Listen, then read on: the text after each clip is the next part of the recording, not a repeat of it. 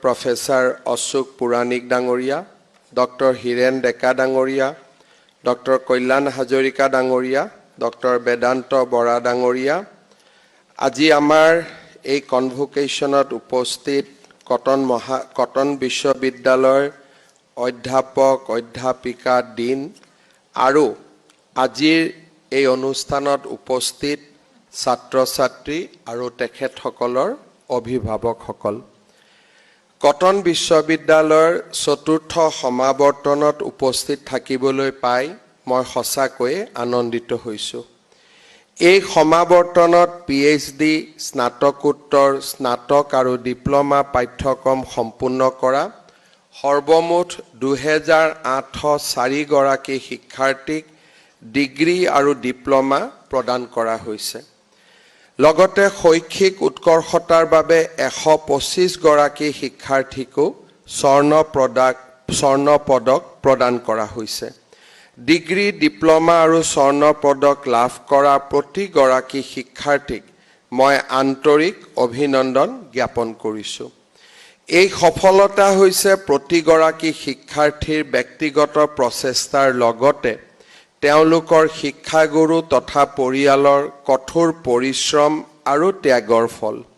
শিক্ষাৰ্থীসকলৰ এই সফলতাৰ বাবে অশেষ ত্যাগ আৰু কষ্ট স্বীকাৰ কৰা অধ্যাপক অধ্যাপিকাসকলৰ লগতে তেওঁলোকৰ পিতৃ মাতৃ তথা পৰিয়ালৰ সকলো সদস্যকে মই অভিনন্দন জ্ঞাপন কৰিছোঁ ব্যক্তিগতভাৱে মোৰ বাবেও কটন বিশ্ববিদ্যালয়ৰ সমাৱৰ্তনত উপস্থিত থাকিব পৰাটো এক গৌৰৱৰ মুহূৰ্ত এই শিক্ষানুষ্ঠানৰ চৌহদে লাভ কৰা শিক্ষাৰে সমৃদ্ধ হৈ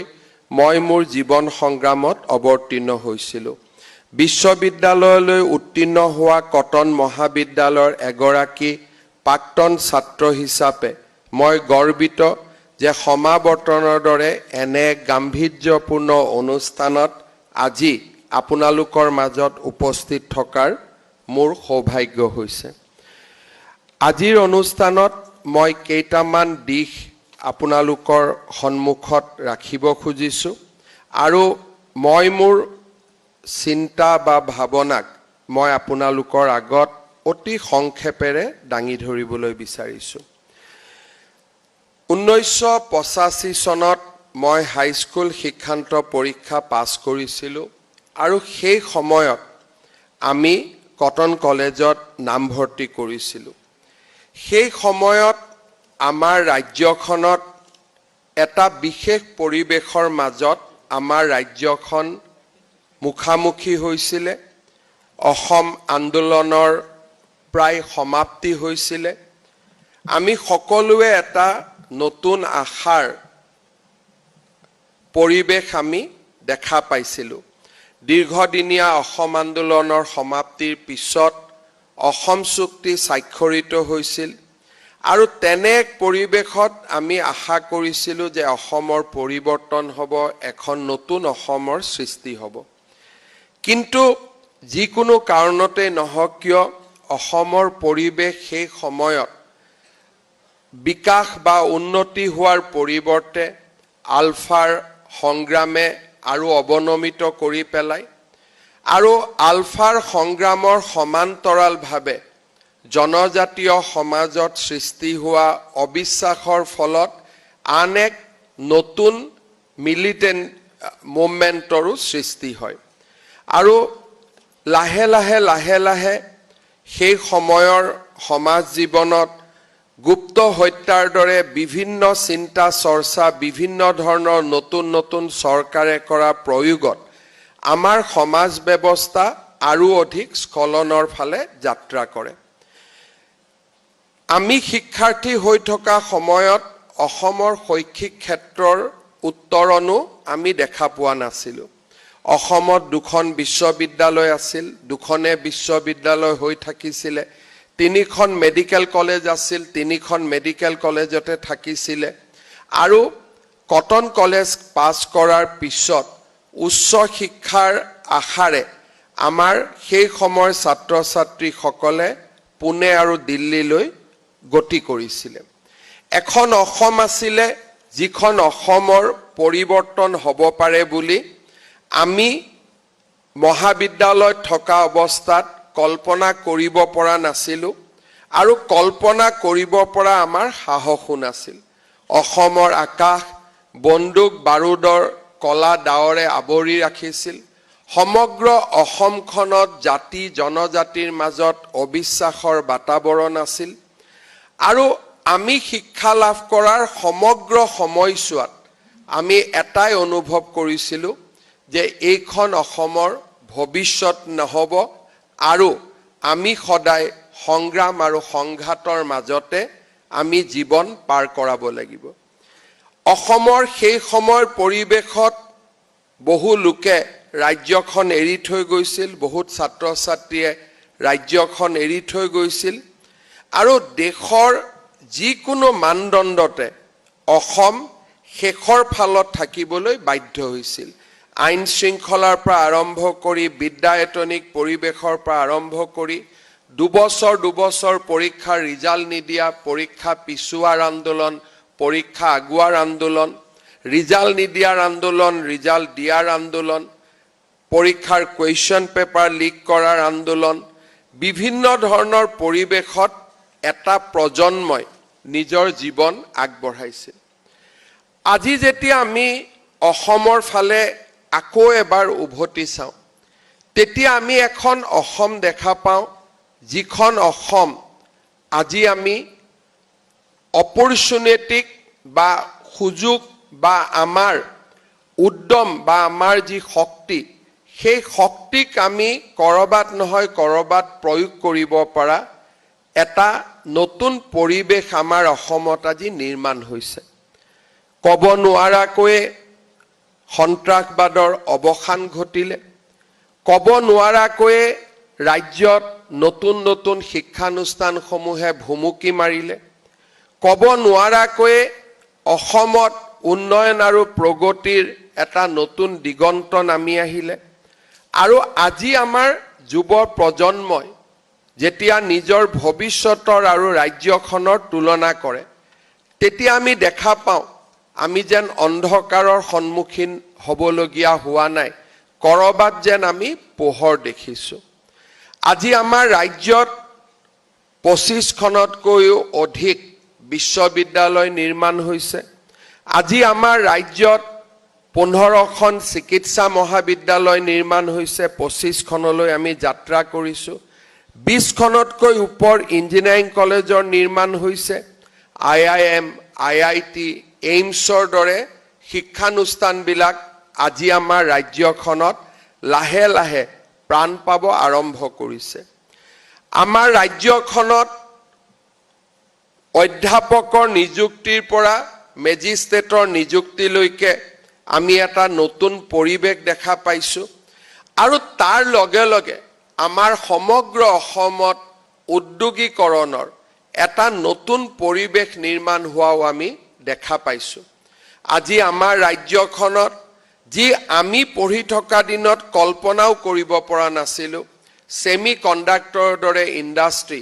আজি আমাৰ ৰাজ্যখনত তীব্ৰ গতিত নিৰ্মাণ হৈছে। আজি আমাৰ ৰাজ্যখনত কোনো ধৰণৰ দুৰ্নীতিৰ সন্মুখীন নোহোৱাকৈ 1.5 লাখ 2 লাখ ল'ৰা ছোৱালীয়ে কৰ্মসংস্থাপন পাব পাৰিছে। আজি আমাৰ ৰাজ্যখনৰ চুকে কোণে বিদ্যালয় মহাবিদ্যালয় নিৰ্মাণ হৈছে আৰু ক'ব নোৱাৰাকৈ আমাৰ ৰাজ্যখন আজি ভাৰতবৰ্ষৰ ৰাজ্যসমূহৰ মাজত এখন শক্তিশালী বিকশিত ৰাজ্য হিচাপে নিৰ্মাণ হৈছে। আজি আমাৰ ৰাজ্যত বিদ্যায়তনিক পৰিৱেশ নিৰ্মাণ হৈছে। আজি আমাৰ ৰাজ্যত খেলা ধূলাৰ পৰিৱেশ নিৰ্মাণ হৈছে। আমাৰ ৰাজ্যত সাংস্কৃতিক আন্দোলন নিৰ্মাণ হৈছে। আমাৰ ৰাজ্যত ইণ্টেলেকচুৱেল এটা যি আজিৰ শতিকাৰ লগত প্ৰয়োজনীয় এটা ইণ্টেলেকচুৱেল কেপাচিটি বিল্ডিং হ'ব আৰম্ভ কৰিছে। যোৱাকালি এই অডিটৰিয়ামতে মই আনন্দৰাম ডক্টৰ বাণীকান্ত কাকতি বঁটাপ্ৰাপ্ত ছাত্ৰ ছাত্ৰীসকলক সম্বোধন কৰিছিলোঁ। যোৱা সপ্তাহৰ মোৰ এটা অভিজ্ঞতাৰ বিষয়ে মই আপোনালোকক ক'ব খুজিছোঁ। যোৱা সপ্তাহৰ কোনোবা এটা দিনত ৰাতিপুৱা 5:30 বজাত ভাৰতৰ প্ৰধানমন্ত্ৰী ডাঙৰীয়াই মোক ফোন কৰিছিল আৰু ফোন কৰি তেখেতে মোক কৈছিলে যে তই সিমুৰ লগত কথা পাতিছনে নাই তেতিয়া মই অলপ দেৰি কাৰণে চিন্তা কৰিছিলো যে ভুলতে মোক ফোন লগালে নেকি মই প্ৰধানমন্ত্ৰী ডাঙৰীয়াক আকৌ এবাৰ ৰিপিট কৰিছিলো যে প্ৰধানমন্ত্ৰী जी मैं हिमंत विश्व शर्मा बोल रहा हूं তেতিয়া তেওঁ ক'লে নে मैं तुमसे ही बात कर रहा हूं तुम सिमू से मिल लेना মই অলপ দেৰি কাৰণে স্তম্ভিত হৈছিলো যে প্ৰধানমন্ত্ৰী ডাঙৰীয়াই মোক ফোন কৰিছে সিমুক লগ পাব দিছে মই অলপ আমাৰ পাৰ্টিৰে কোনোবা ছোৱালী নেকি বা আমাৰ বিজেপিৰে কোনোবা কাৰ্যকৰ্তা নেকি মই অলপ সময়ৰ কাৰণে স্তম্ভিত হৈছিলো ৰাতিপুৱা 5:30 অলপ দেৰি ৰখি টেনচনো হৈ আছিল নাৰ্ভাসো হৈছিল কি ঘটনা কি বতৰা 7টা বজাত মই পুনৰ প্ৰধানমন্ত্ৰী কাৰ্যালয় তেওঁৰ সচিবক ফোন কৰিছিল যে অলপ আগতে মোক প্ৰধানমন্ত্ৰী ডাঙৰীয়াই ফোন কৰিছিল সিমুৰ বিষয়ে কৈছিল আপুনি অলপমান মোক জনাব পাৰিব নেকি তেতিয়া তেওঁ মোক কৈছিল কালি প্ৰধানমন্ত্ৰীয়ে ভাৰতৰ মহিলা অন্ধ মহিলা ক্ৰিকেট টিমটোৰ সৈতে সাক্ষাৎ কৰিছিল ব্লাইণ্ড ওমেন ক্ৰিকেটাৰ্ছ তাৰ পিছত মই তেওঁলোকক খুদিছিলো কিয় সাক্ষাৎ কৰিছিলে তেতিয়া তেওঁ মোক কৈছিল যে এবাৰ ওয়াৰ্ল্ড ব্লাইণ্ড ওমেন ক্ৰিকেটত ইণ্ডিয়া চেম্পিয়ন হৈছে আৰু এই ইণ্ডিয়ান টিমটোত সিমু দাস বুলি ছোৱালী এগৰাকীয়ে খেলিছিল আৰু এই সিমু দাস অসমৰ নগাঁৱৰ কঠিয়াতলীৰ ছোৱালী আপোনালোকে চিন্তা কৰক যে অসমৰ ছোৱালী এগৰাকী অন্ধ দিব্যাংগ ভাৰতীয় ক্ৰিকেট মহিলা টিমত খেলিছে আৰু আজি তেওঁ চেম্পিয়ন হৈ উভতি আহিছে প্ৰধানমন্ত্ৰী ডাঙৰীয়াৰ লগত কথা পাতিছে আৰু আমি আমাৰ ৰাজ্যখনত আমি অৱগতও নহয় যে তেনেকুৱা এগৰাকী প্ৰতিভা আমাৰ মাজত লুকাই আছে তাইৰ ফোন নম্বৰ লৈ মোৰ অফিচলৈকে মাতিলো কথা পাতিলো জীৱন সংগ্ৰাম মই শুনিছিলো যে 6ত কোনোবা এগৰাকী ব্যক্তিয়ে ছোৱালীজনীক নোটিছ কৰিছিলে গুৱাহাটীৰ মনফৰ্ড স্কুলত আনি নাম লগাই দিছিলে মনফৰ্ড স্কুলত কেইটামান দিন থকাৰ পিছত ছোৱালীজনীৰ প্ৰতিভা দেখি কোনোবাই ছোৱালীজনীক দিল্লীলৈকে লৈ গৈছিলে দিল্লীত ব্লাইণ্ড স্কুল এখনত পঢ়িছিলে ক্ৰিকেটত লগৰ ছোৱালীবিলাকে প্ৰেক্টিছ কৰা বুলি শুনি তাইও প্ৰেক্টিছ কৰা আৰম্ভ কৰিলে আৰু লাহে লাহে উন্নতি কৰি ভাৰতীয় ক্ৰিকেট মহিলা ব্লাইণ্ড ক্ৰিকেট মহিলা টিমত সিট পালে চেম্পিয়ন হল আৰু ভাৰতলৈ উভতি আহিলে মই তাইক খুদিছিলো যে তুমি যে খেলিব পাৰিলা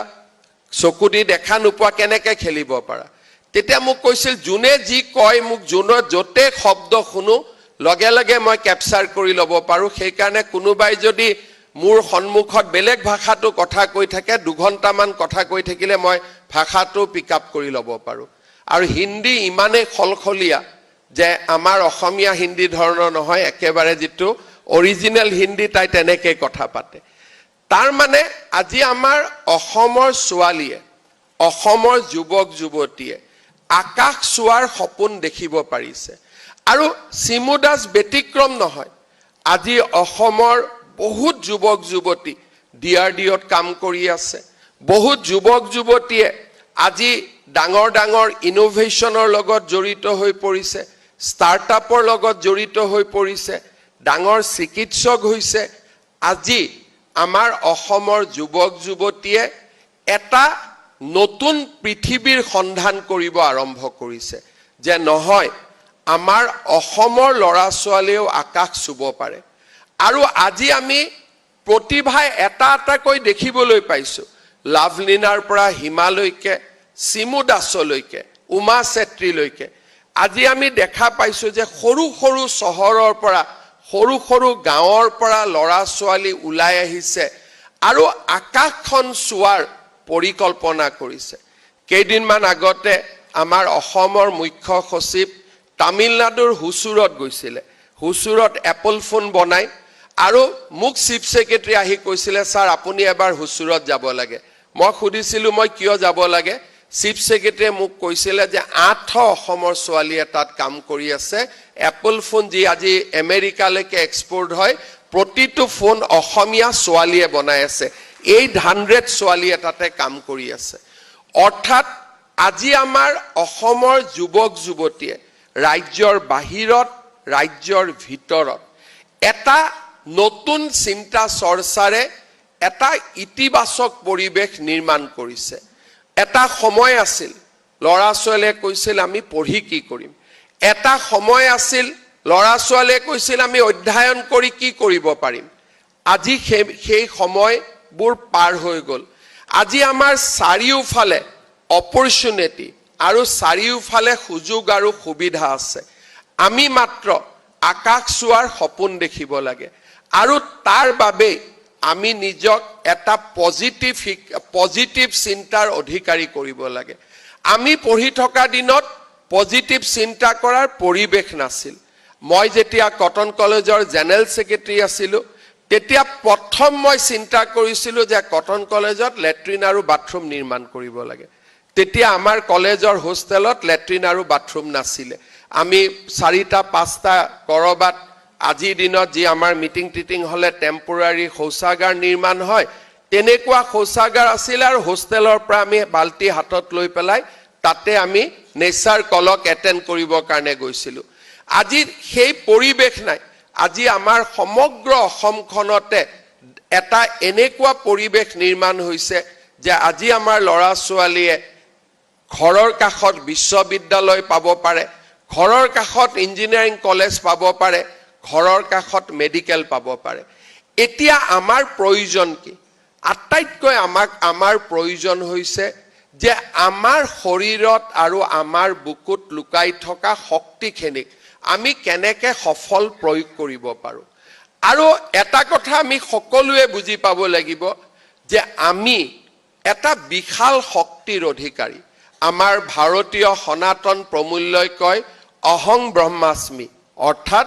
আমি সকলোৱে নিজে ভগৱান আৰু যদি তাক আমি আৰু অলপ বিনম্ৰভাৱে কওঁ যে আমি হৈছো ভগৱানৰ অংগ গতিকে ভগৱানৰ সকলো গুণ আমাৰ শৰীৰত আছে ভগৱানে যিমান কাম কৰিব পাৰে কৰবাত নহয় কৰবাত তাৰ এটা পাৰ্চেন্টেজ আমিও কৰিব পাৰো যেনেকে ভগৱানে মানুহক দয়া কৰি ভাল পায় মানুহৰ শৰীৰতো মানৱীয় শক্তি আছে মানুহে কৰুণা কৰি ভাল পায় যেনেকে ভগৱানে শক্তিৰ প্ৰদৰ্শন কৰিব পাৰে মানুহৰ শৰীৰতো তেনেকুৱা শক্তি লুকাই থাকে যে একোজন সামৰিক বাহিনীৰ জোৱানে নিজে যুদ্ধস্থলত গৈ তেওঁৰ নিজৰ শক্তিৰ প্ৰদৰ্শন কৰে অৰ্থাৎ ভগৱানৰ প্ৰতিটো গুণৰে আমি অধিকাৰী আজি আমাৰ এখন ৰাজ্য যিখন ৰাজ্যত ইতিবাচক চিন্তা আছে আমাৰ লগত এছাম যুৱক যুৱতী আছে যিসকলে পৰিৱৰ্তন কৰিব পাৰে নতুন এখন পৃথিৱী নিৰ্মাণত বৰঙণি যোগাব পাৰে আমাক এটাই প্ৰয়োজন ইতিবাচক চিন্তাৰ প্ৰয়োজন আৰু যেতিয়া আমাৰ ইতিবাচক চিন্তা আমি পাব পাৰিম তেতিয়া আমি দেখা পাম যে আমাৰ দেশত সকলো আছে আটাইতকৈ বেছি ইউনিকৰ্ন ইণ্ডিয়াত আছে আটাইতকৈ বেছি টেকনলজিক্যাল ডেভেলপমেন্ট ইণ্ডিয়াত হৈ আছে আটাইতকৈ বেছি আমাৰ ৰাজ্যখনত কৃষিৰ আধুনিকৰণ হৈছে আটাইতকৈ বেছি আমাৰ দেশত আজি উদ্যোগীকৰণ হৈছে আমেৰিকাৰ ৰাষ্ট্ৰপতিও আজি ভাৰতৰ বিকাশক ভয় কৰে যি ভাৰত এসময়ত তেওঁলোকৰ মুখাপেক্ষী আছিল আমি ডিপেন্ডেন্ট কান্ট্ৰি আছিলো আজি সেই ভাৰতক আমেৰিকা আৰু চাইনাই কম্পিটিটৰ বুলি ভাবিবলৈ বাধ্য হৈছে আজি আমি বিশ্বৰ প্ৰেক্ষাপটত আজি আমি প্ৰতিযোগী হিচাপে থিয় হ'ব পাৰিছো আৰু যদি আমি ৰাষ্ট্ৰৰ প্ৰেক্ষাপটত চাওঁ আজি অসমেও আমি মূৰ দাঙি উঠিব পাৰিছো কেইটামান দিন আগতে কৰ্ণাটকৰ এগৰাকী মন্ত্ৰীয়ে কৈছিলে যে অসমত সেমিকন্ডাক্টৰ উদ্যোগ কিয় হ'ব লাগে তেতিয়া মই চিন্তা কৰিছিলো যে কৰ্ণাটকৰ এজন মন্ত্ৰীৰ মুখত অসমৰ নাম উচ্চাৰণ হোৱা মানে আমি যোৱাটো দশকত কিমানখিনি আগবাঢ়িব পাৰিছো আজি লাহে লাহে বিশ্বৰ প্ৰেক্ষাপটত ভাৰত যেনেকৈ প্ৰতিযোগী হৈছে আজি ৰাষ্ট্ৰৰ প্ৰেক্ষাপটত আমি অসমো ডিপেন্ডেন্ট ষ্টেটৰ পৰিৱৰ্তে আজি এখন আমি কম্পিটিটিভ ষ্টেটলৈ ৰূপান্তৰ হৈছোঁ মোৰ এটাই আগ্ৰহ যে আমাৰ যুৱক যুৱতীসকলে আজি অভিযোগ কৰিবলগীয়া আমাৰ সন্মুখত একো নাই আমি পঢ়ি থাকোতে আমি অভিযোগ কৰিছিলোঁ যে আমি পঢ়ি এছিএছ হ'ব নোৱাৰো কাৰণ আমি টকা দিব লাগিব আমি পঢ়ি থকা দিনত আমি অভিযোগ কৰিছিলোঁ যে আমি ডিগ্ৰী পাছ কৰি ইউনিভাৰ্চিটিত পঢ়িবৰ কাৰণে ইউনিভাৰ্চিটিত সিট নাই আমি পঢ়ি থকা দিনত অভিযোগ কৰিছিলোঁ যে আমাৰ অসমত পৰিৱেশ নাই আজি আমি আছো অহাকালি আমি নাথাকিব পাৰো ক'ত বোমা ফুটিব তাৰ গ্যাৰেণ্টি আমি কোনেও ল'ব নোৱাৰো আজি আমাৰ ৰাজ্যত অভিযোগ কৰাৰ পৰিৱেশ নাই আমাৰ ৰাজ্যত এটা প্ৰতিযোগিতাৰ পৰিৱেশ নিজক যোগ্য ব্যক্তি হিচাপে প্ৰতিষ্ঠা কৰাৰ পৰিৱেশ আৰু সম্ভাৱনা আমাৰ সন্মুখত অযুত লুকাই আছে আজি সম্ভাৱনাৰ কোনো অভাৱ নাই সিমু দাসৰ দৰে ছোৱালী এগৰাকীয়ে যেতিয়া সম্ভাৱনাক বিচাৰি উলিয়াব পাৰে আমি সেই সম্ভাৱনাক আমি কিয় বিচাৰি উলিয়াব নোৱাৰিম আজি আমাৰ ৰাজ্যখনত অযুত সম্ভাৱনা পৰি আছে এসময়ত আমি ভাবিছিলোঁ যে আমাৰ ৰাজ্যখনত কি হ'ব পাৰে আজি আমাৰ ৰাজ্যখনত পানীৰ পৰা আমি হাইড্ৰোজেন নিৰ্মাণৰ কাম হাতত লৈছো গ্ৰীণ হাইড্ৰোজেনেৰে নুমলীগড় ৰিফাইনেৰী চলিব আজি গ্ৰীণ হাইড্ৰোজেনৰ নিৰ্মাণৰ কাম আমাৰ ৰাজ্যত আৰম্ভ হৈছে আমি বাঁহ দেখি ডাঙৰ হৈছিলোঁ বাঁহৰ পৰা ইথানেল হ'ব পাৰে তাক আজি আমি দেখা পাইছো উৰাজাহাজ উৰিবৰ কাৰণে আমাক সাস্টেইনেবল এভিয়েশন ফুয়েল লাগে গ্ৰীণ ফুয়েল লাগে বাঁহৰ পৰা মিথানেল মিথানেলৰ পৰা গ্ৰীণ ফুয়েল হ'ব পাৰে বাঁহে উৰাজাহাজ উৰুৱাব পাৰে আজি সম্ভাৱনাৰ কতো অভাৱ নাই আজি আমাৰ ৰাজ্যত 48 মিলিয়ন শিপছ প্ৰতিদিনে নিৰ্মাণ হ'ব আমাৰ ৰাজ্যত আজি আমাৰ ৰাজ্যত প্ৰতিটো দিশতে আজি আমাৰ ৰাজ্যত আটাইতকৈ বেছি ভাৰতৰ ভিতৰত আটাইতকৈ ডাঙৰ ইউৰিয়া ফ্যাক্টৰী আমাৰ ৰাজ্যত হ'ব যাতে আমি আত্মনিৰ্ভৰশীল ভাৰতত কন্ট্ৰিবিউশন কৰিব পাৰো এসময়ত আমাৰ ইলেক্ট্ৰিসিটি পাৱাৰ আমাৰ লগত নাছিল 2030 চনৰ ভিতৰত অসমে উত্তৰ পূৰ্বাঞ্চলৰ প্ৰতিখন ৰাজ্যকে আমি শক্তি দিব পাৰিম নিজৰ শক্তি ব্যৱহাৰ কৰাৰ পিছতো we will have more than 5,000 megawatts of electricity আমাৰ লগত থাকিব আজি আমাৰ ৰাজ্যখনত যুৱ প্ৰজন্মৰ বাবে সম্ভাৱনাৰে পৰিপূৰ্ণ হৈ উঠিছে মাত্ৰ আমি আমাৰ মনটোক ইতিবাচক কৰিব লাগে পজিটিভ কৰিব লাগে আৰু পজিটিভ চিন্তাৰে আমি অসমখনক আগুৱাই লৈ যাব লাগে আমাৰ দেশক আগুৱাই লৈ যাব লাগে আইআইটি গুৱাহাটীত নিৰ্মাণ হোৱা ষ্টাৰ্টআপ ইনকিউবেশন আমি যুৱক সমাজৰ শক্তি দেখা পাব পাৰো যে যুৱক সমাজে কেনেকৈ পৰিৱৰ্তন কৰিব পাৰে এখন ৰাজ্য আৰু এখন ৰাষ্ট্ৰৰ মই এটাই বিশ্বাস কৰো যে কটন কলেজে কটন বিশ্ববিদ্যালয় আমাক প্লেটফৰ্ম এখন দিয়ে ই এনেকুৱা এখন প্লেটফৰ্ম য'ত নেকি আমি নামভৰ্তি কৰিব পৰা য'ত নেকি শিক্ষাদান কৰিব পৰা এটা দীঘলীয়া ইতিহাসৰ লগত নিজক সমাহিত কৰা কটন মহাবিদ্যালয়ৰ বা কটন বিশ্ববিদ্যালয়ৰ যি পৰিৱেশ সেই পৰিৱেশে আমাক এজন ইতিবাচক চিন্তাৰ অধিকাৰী হ'ব পৰা মানৱ সম্পদৰ সৃষ্টি কৰাত প্ৰেৰণা যোগাব পাৰে আজি কটন কলেজ কটন বিশ্ববিদ্যালয়ৰ পৰা আমি এটা ডিগ্ৰীলৈ ওলাই যাম আমাক মানুহে সন্মান কৰে অসমৰ যিকোনো বিশ্ববিদ্যালয় ডিগ্ৰী আজি কটন কলেজৰ একাডেমিক ষ্টেণ্ডাৰ্ড কিমান আছে কিমান নাই তাৰ বিষয়ে মই যাব খোজা নাই কাৰণ মই নিজে চোৱা নাই যে গুৱাহাটী বিশ্ববিদ্যালয়তকৈ আমি আগত আছো পিছত আছো ডিব্ৰুগড় বিশ্ববিদ্যালয়তকৈ আগত আছো পিছত আছো কিন্তু যেতিয়া তিনিখন বিশ্ববিদ্যালয় তিনিজন ছাত্ৰ ছাত্ৰী এটা ইন্টাৰভিউ পেনেলত গৈ থিয় হয় মই গুৱাহাটী বিশ্ববিদ্যালয়ৰ পৰা পাছ কৰিছো মই কটন বিশ্ববিদ্যালয়ৰ পৰা পাছ কৰিছো মই ডিব্ৰুগড় বিশ্ববিদ্যালয়ৰ পৰা পাছ কৰিছো ইন্টাৰভিউত বহা ব্যক্তিজনে কটনৰ পৰা পাছ কৰা ল'ৰাজনৰ প্ৰতি আন এটা দৃষ্টিৰে চোৱাটো বাধ্য কাৰণ কটন মহাবিদ্যালয়ৰ 125 বছৰৰ ইতিহাস আছে এই ইতিহাসৰ আজি আমি উত্তৰ খুৰি হৈ বিশ্ববিদ্যালয়খনৰ পৰা ওলাই যাম এই বিশ্ববিদ্যালয় এই মহাবিদ্যালয়খনৰ 125 বছৰীয়া ইতিহাসে ইটস এ লং লিগেসি এই ইতিহাসে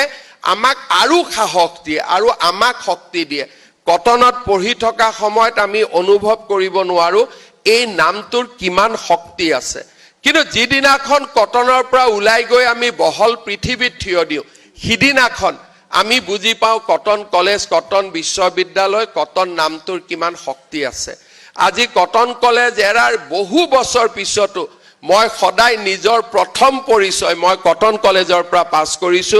এই পৰিচয়টোকে মই নিজে মোৰ শৰীৰ আৰু আত্মাৰ লগত সংযোজিত কৰি ৰাখো আৰু তাৰ মই ব্যতিক্ৰম নহয় এনেকুৱা নহয় যে এই পৰিচয়টো মই লগত লৈ ৰাখিছলো বিশ্বৰ প্ৰতিটো কোণতে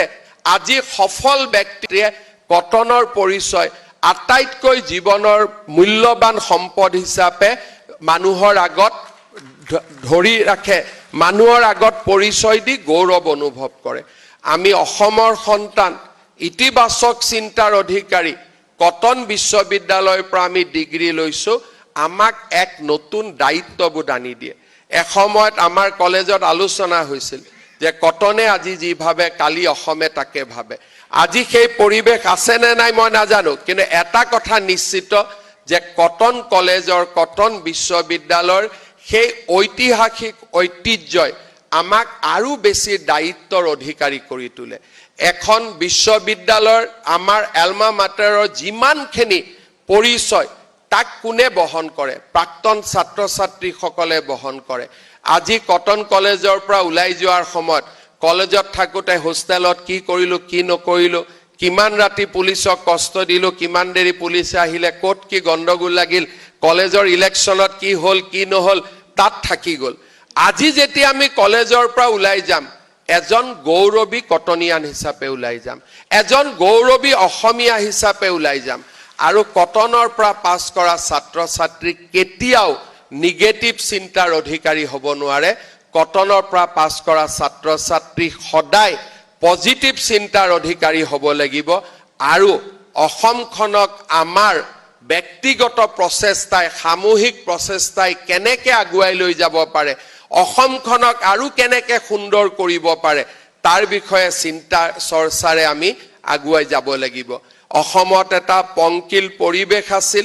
আজি পংকিল পৰিবেশৰ পৰা আমি এটা নতুন পৰিবেশ দেখা পাইছো লক্ষ্য কিন্তু বহু দূৰ আমাৰ ৰাজ্যখনৰ মাজত শক্তি আছে সাহস আছে আমি ভাৰতৰ ভিতৰত সৰ্বশ্ৰেষ্ঠ ৰাজ্য হ'ব পাৰো আমাৰ মাজত থকা মানৱ সম্পদসমূহৰ সামূহিক শক্তিয়ে আমাক ভাৰতৰ ভিতৰতে শ্ৰেষ্ঠ ৰাজ্যলৈ ৰূপান্তৰ কৰিব পাৰে অসমৰ বহু সমস্যাৰ আমি সমাধান কৰিব পাৰো ৰাজ্যখনক এখন নতুন দিগন্তলৈ আগুৱাই লৈ যাব পাৰো মই কটন বিশ্ববিদ্যালয়ৰ পৰা পাছ কৰা প্ৰতিগৰাকী ছাত্ৰ ছাত্ৰীক অসমৰ বৌদ্ধিক সাংস্কৃতিক ক্ৰীড়া বৈজ্ঞানিক এই জগতখনৰ নেতৃত্ব ল'বলৈ আহ্বান জনাম কটনৰ পৰিচয়ে সদায় স্বদেশ আৰু স্বজাতিক সেৱা কৰাৰ বাবে আমাক প্ৰেৰণা যোগাব প্ৰতিগৰাকীৰে মই ভৱিষ্যতৰ এটা সুন্দৰ দিনৰ বাবে ভগৱানৰ ওচৰত প্ৰাৰ্থনা কৰিছো আপোনালোকৰ পিতৃ মাতৃক মই প্ৰণাম জনাইছো আৰু মই এটাই আশা কৰিম যে কটনৰ পৰিচয় লৈ আজি আমি এটা বহল পৃথিৱীলৈ ওলাই যাম সদায় যেন কটনৰ নামৰ আৰু কটনৰ সন্মান আমি ৰক্ষা কৰাৰ উপৰিও ইতিবাচক চিন্তাৰে আমি আমাৰ জননী জন্মভূমিক আগুৱাই লৈ যাম বহুত বহুত ধন্যবাদ জয় হিন্দ বন্দে মাতৰম